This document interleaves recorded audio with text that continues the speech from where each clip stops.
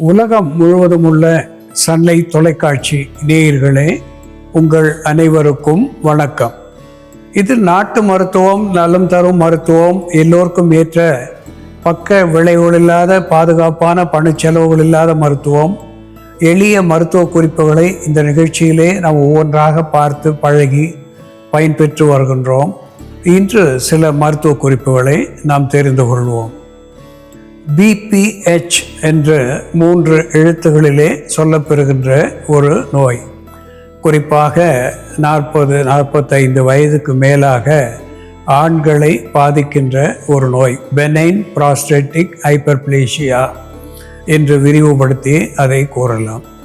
Benign என்று சொல்லுகின்ற பொழுது நாம் பயப்படக்கூடாத ஒன்று, சாதாரணமான ஒரு வீக்கம் என்பதை இந்த பெனைன் என்கின்ற வார்த்தை குறிக்கும். ப்ராஸ்டேட்டிக் ஹைப்பர்ப்ளேசியா என்று சொல்லுகின்ற பொழுது இது விந்து கோளத்தினுடைய வீக்கத்தை குறிப்பதாக அமையும்.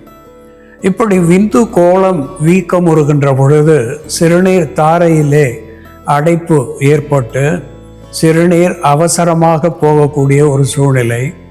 அப்படி அவசரமாக போனாலும் முழுதாக போகாமல் பாதி சென்றுவிட்டு பாதி நிற்கின்ற நிலை, சுட்டாக வருகின்ற நிலை, இப்படிப்பட்ட சிறுநீர் போக்கு ஏற்படுவது பெனைன் ப்ராஸ்டேட்டிக் ஹைப்பர்ப்ளேசியா என்கின்ற நோயினாலே.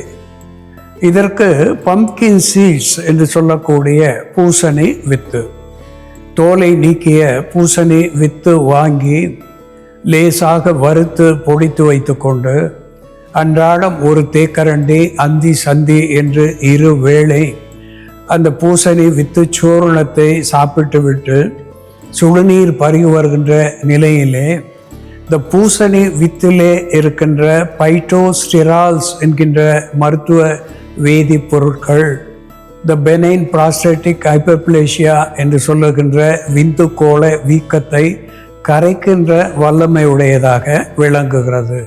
ஆன்டி இன்ஃப்ளமேட்டரி அனால்ஜெசிக் என்கின்ற மருத்துவ குணத்திலே இந்த பைட்டோஸ்டெரால்ஸ் பயன் தந்து வீக்கத்தை கரைக்கிறது. இதிலே ஜிங்க் சத்துவம் அதிகமாக இருக்கிறது. துத்தநாக சத்துவம் என்று தமிழிலே சொல்லலாம். இந்த ஜிங்க் அதிகமாக இருப்பதனாலே இது ஒரு டயூரிட்டிக் என்கின்ற மருத்துவ குணத்தை பெற்று சிறுநீரை எளிதாக வெளித்தள்ளக்கூடிய ஒரு நீர்ப்போக்கியாக இந்த ஜிங்க் விளங்குகிறது. இந்த பூசணி வித்தை அன்றாடம் நாம் 2 வேளை சாப்பிடுகின்ற பொழுது விந்து கோளத்தினுடைய வீக்கமும் தணிகிறது, சிறுநீர் சிக்கல்கள் வெளியேறி போகிறது, சிறுநீரையும் வெளித்தள்ளக்கூடிய ஒன்றாக விளங்குகிறது என்பதை நாம் மறத்தல் ஆகாது. அன்பான நேயர்களே, சில நேரங்களிலே வறண்ட சருமம் நமக்கு ஏற்படுவது வழக்கம். குறிப்பாக பனிக்காலத்திலே வறண்ட சருமம் ஏற்படுவது, வேர்வை வாராத நிலையிலே உடலிலே நீர் சத்துவம் குறைந்த போது இந்த வறண்ட சருமம் ஏற்படுவது என்பது இயற்கை. இப்படிப்பட்ட நிலையிலே முகச் சுருக்கம் ஏற்படுவது வயதான தோற்றத்தை நமக்கு உண்டாக்குவது என்பதை நாம் பார்க்கின்றோம்.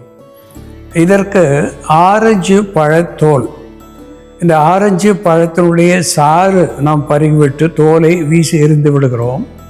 இந்த ஆரஞ்சு பழத்தோல் அல்லது சாத்துக்குடி, மொசாம்பி என்று சொல்லக்கூடிய சாத்துக்குடியினுடைய தோலை எடுத்து உலர வைத்து அதை சூரணித்து மெல்லிய பொடியாக சலித்து எடுத்துக்கொண்டு அதனோடு கிரீன் தால் என்று சொல்லக்கூடிய பச்சை பயறு மாவு சேர்த்து ஆரஞ்சு பழத்தோல் சூரணம் அல்லது சாத்துக்குடி தோல் சூரணம், அதனோடு இணையாக சேர்த்த பாசிப்பயிறு மாவு, இதை தயிர் சேர்த்து குழைத்து முகப்பூச்சாக எங்கெல்லாம் சருமம் வறண்டு இருக்கின்றதோ அங்கெல்லாம் மேற்பற்றாக போட்டு வைத்திருந்து ஒரு அரை மணி நேரம் கழித்து வெதுவெதுப்பான நீரிலே முகத்தை கழுவி விடுவதனாலே இந்த தோல் சுருக்கங்கள் நாளடைவிலே மாறி போகும், தோல் மென்மையுறும், பளபளப்பாகவும் அழகாகவும் முகம் தோற்றமுறும்.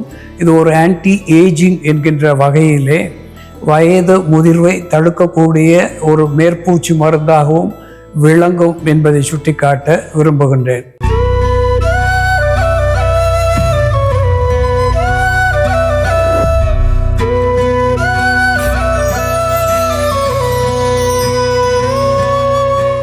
அன்பான நேயர்களே, ஏகில் மெர்மெலோஸ் என்று தாவர பெயராலே சுட்டப்பெறுவது, வில்வம் என்று தமிழிலே சொல்லப்பெறுவது, கூவிளம் என்று கூட அதற்கு ஒரு பெயரை சொல்லியிருக்கிறார்கள். வில்வமோ என்று தெலுங்கு பாஷையிலேயும், பில்வா என்று வடமொழி பெயரையும் பெற்றிருப்பது. இதனுடைய இலைகள் ஈசனுக்கு உகந்த பூஜைக்குரிய பத்திரமாக சொல்லப்பெற்றிருக்கிறது. இதனுடைய ஒரு வில்வத்தை கொண்டு ஈசனை பூசிப்பதினாலே பல்வேறு பாவங்களிலே இருந்து நமக்கு விடுதலை கிடைக்கிறது என்று வில்வாஷ்டகம் என்கின்ற ஒரு பாடல் நமக்கு குறிக்கிறது.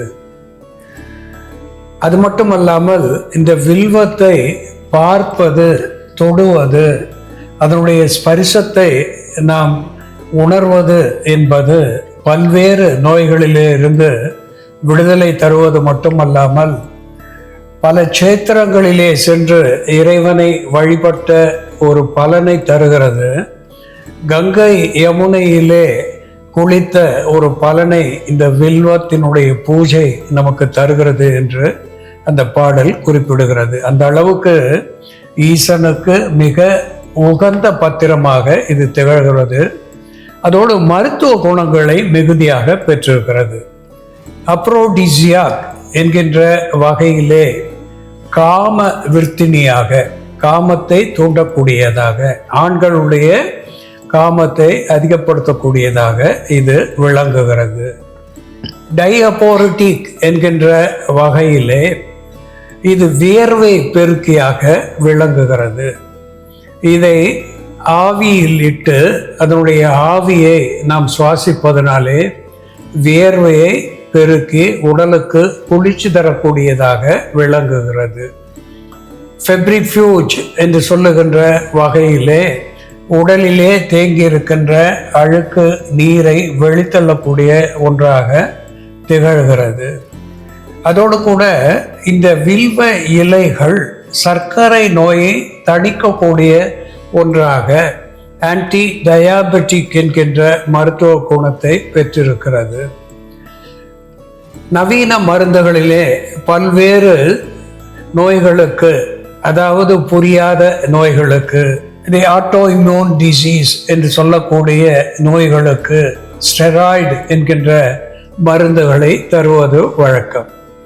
ஆனால் இறைவனுடைய படைப்பிலே இயற்கையான த நேச்சுரல் ஸ்டெராய்டு என்கின்ற மருத்துவ குணத்தை இந்த வில்வம் பெற்றிருப்பதினாலே இந்த வில்வம் பல்வேறு நோய்களை போக்கக்கூடிய ஒன்றாக திகழ்கிறது.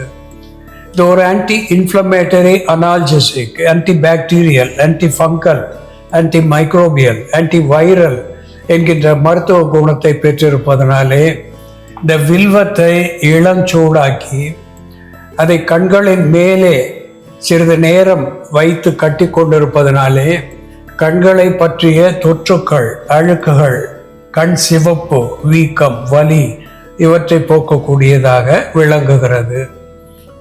இது டையூரிட்டிக் என்கின்ற வகையிலே சிறுநீர் பெருக்கியாகவும் திகழ்கிறது. இதனுடைய கனிகளை நாம் உள் இருக்கின்ற சதை பத்துவை எடுத்து பயன்படுத்துகின்ற பொழுது இது ஆண்மையை அதிகரிக்கக்கூடியதாக விளங்குகிறது. இந்த ஸ்போம் கவுண்ட் என்று சொல்லக்கூடிய விந்து உற்பத்தியை அதிகப்படுத்துகிறது. அதனுடைய ஆரோக்கியமான பயணத்தன்மையை அதிகப்படுத்துகிறது. இதனுடைய மேல் ஓட்டை நீரில் இட்டு இழைத்து விழுதாக்கி தோல் நோய்களின் மேலே போடுகின்ற பொழுது அந்த படை, தாமரை போன்ற தோல் நோய்களை போக்கக்கூடியதாக திகழ்கிறது. வெண்புள்ளிகளை இது நிறம் மாற்றக்கூடிய வல்லமையுடையதாகவும் விளங்குகிறது. அன்பான நேயர்களே, வில்வம் எப்படி மருந்தாகிறது என்று செயல்முறையிலே பார்ப்போம் வாருங்கள். நேயர்களே, நாம இன்னைக்கு வில்வ இலையை பயன்படுத்தி உடலில் ஏற்படக்கூடிய அதிகப்படியான வலி, சளி மற்றும் காய்ச்சலை சரி செய்யக்கூடிய ஒரு மருந்து, வாந்தி மற்றும் குமட்டலை சரி செய்யக்கூடிய ஒரு மருந்து எப்படி தயார் பண்றதுன்னு பார்க்கலாம். இதற்கு தேவையான பொருட்கள்: வில்வ இலை, சுக்கு, சிட்ராமுட்டி வேர், தேன். ஒரு பாத்திரத்துல கொஞ்சம் நீர் விட்டுக்கலாம். சிட்ராமுட்டி வேர் பொடி நமக்கு நாட்டு மருந்து கடையில கிடைக்கும். இந்த வேர் பொடியை வாங்கிக்கலாம், அல்லது வேர் வாங்கி நம்ம அப்படியே கஷாயமா கூட போட்டுக்கலாம். இந்த சிட்ராமுட்டி வேர் வாதத்தை கட்டுப்படுத்தக்கூடிய மருந்தா இருக்கிறதுனால நமக்கு ஆர்த்ரைட்டிஸ் போன்ற பிரச்சனைகளால உண்டாகக்கூடிய வலி சிட்ராமுட்டி வேர் எடுக்கும்பொழுது கம்மியாகும். சிட்ராமுட்டி வேர் ஒரு மலம் போக்கியாகவும் மலத்தின் மூலம் அதிகப்படியான வாதம் வெளியேற்றக்கூடிய ஒரு மருந்தாகவும் இருக்கிறதுனால நம்ம சிட்ராமுட்டி சேர்த்துருக்கோம். இதோட சுக்கு பொடி சேர்த்துக்கலாம். சுக்கு வாதம் மற்றும் கபம் இவை இரண்டையுமே கட்டுப்படுத்தக்கூடிய மருந்தா இருக்கும். அதிகமா இருந்தால் அதை குறைக்கக்கூடிய மருந்தா இருக்கும். நமக்கு நுரையீரல் சம்பந்தமான நோய்கள் வராம பார்த்து கொள்ளக்கூடிய மருந்தாவும், உடல்ல அதிகமா கேஸ் சேராம பார்த்து கொள்ளக்கூடிய மருந்தாவும், ஜீரணத்தை தூண்டக்கூடிய மருந்தாவும் இருக்கிறதுனால நம்ம சுக்கு சேர்க்கிறோம். சுக்கு மற்றும் சிட்ராமுட்டி வேர் இவை இரண்டையும் சேர்த்து நல்லா கஷாயம் தயார் பண்ணிடணும். நம்ம கடைசியாக தான் வில்வ இலை சேர்க்கணும். வில்வ இலை சேர்த்து ரொம்ப நேரம் நம்ம கொதிக்க வைக்க வேண்டியது இல்லை. இந்த தண்ணீரோட சூட்லேயே அந்த இலை கொஞ்ச நேரம் முக்கி வச்சுருந்தோம்னா போதும். இப்போ இந்த கஷாயம் தயாராகிடுச்சு. தயாரானதும் நம்ம ஸ்டவ் ஆஃப் பண்ணிவிட்டு இந்த வில்வ இலை நல்ல பெரிய இலையாக இருந்தால் இந்த மாதிரி ஒரு 3 இலைகள் மட்டும் நம்ம சேர்த்துட்டு கொஞ்ச நேரம் இந்த தண்ணியை மூடி வச்சிட்டோம்னா இதோட சத்துவம் எல்லாம் இதில் இறங்கிடும். அதுக்கப்புறம் எடுத்து நம்ம அந்த தண்ணியை குடிக்கலாம். அதோட தேன் மிக்ஸ் பண்ணணும். இந்த மாதிரி வில்வ இலையை இந்த தண்ணியில் ஊற வச்சிடணும்.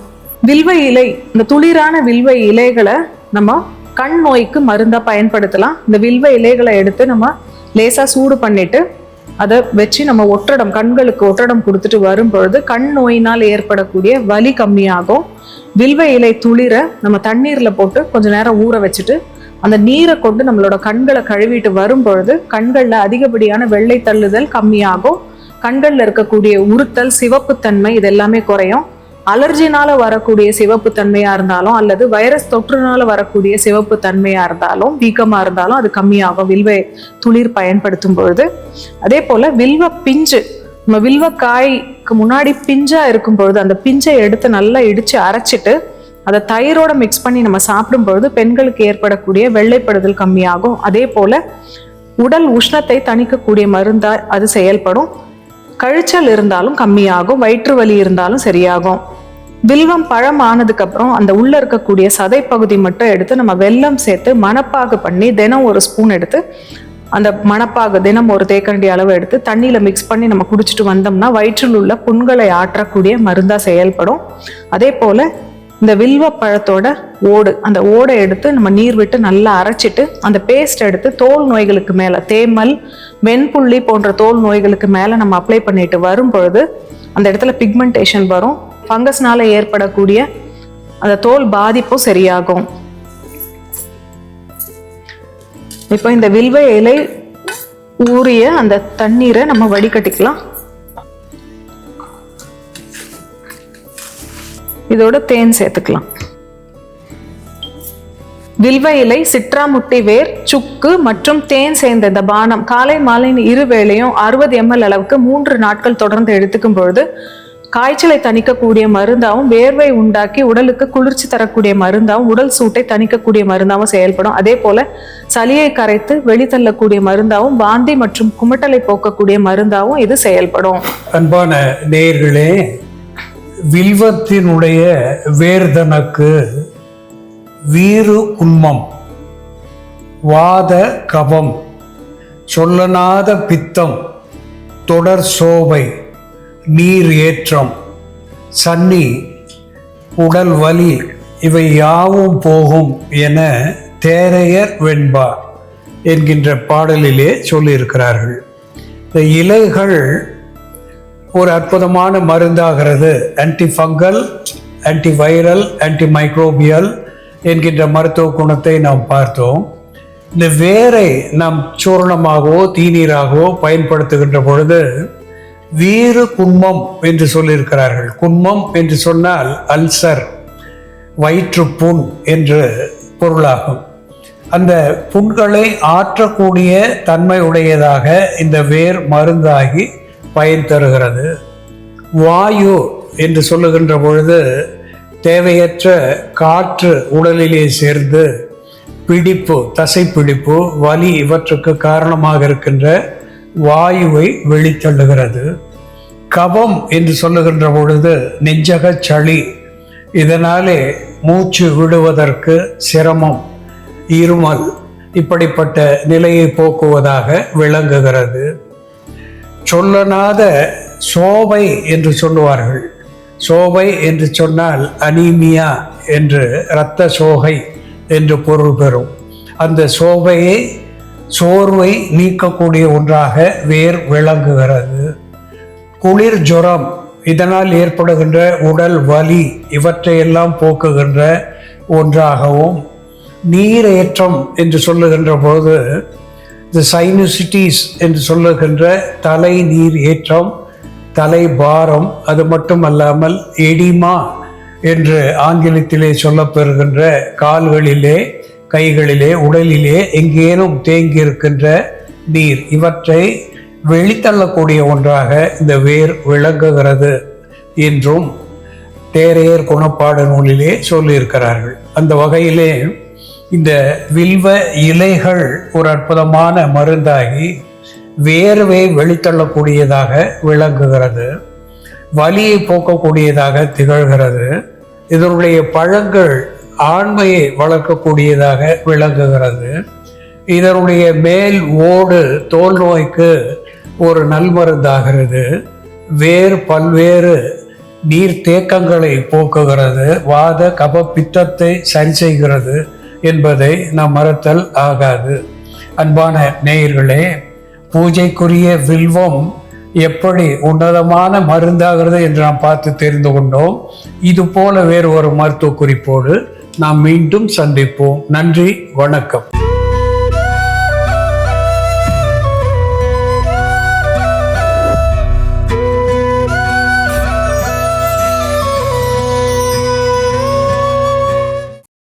இன்னும் பல வீடியோக்களை காண சன் லைஃப் சேனலை சப்ஸ்கிரைப் பண்ணுங்க.